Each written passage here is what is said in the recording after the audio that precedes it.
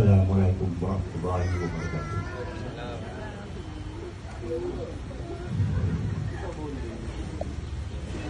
Dalam pelayaran Pahtera,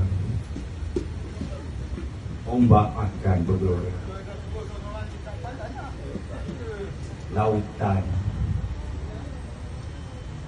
melanda bagai.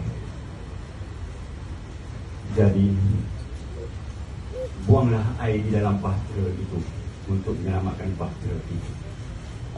Hari ini Pak Lam mengucapkan selamat melayari Pahtera di alam perkahwinan. Jadi seterusnya malam mungkin ada ucapan sedikit untuk anak saudara yang sangat anda sayangi. Boleh?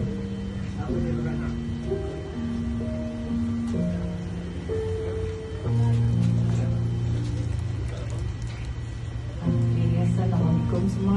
Assalamualaikum. Mak Lam nak ucapkan untuk anak Mak Lam berdua ni selamat mengarungi tangga. Ya. Maksudnya Apa dua tangan rumah tangga dan tidak ada sabar. Mak Lam doakan semua bahagia menjadi jannah. amin.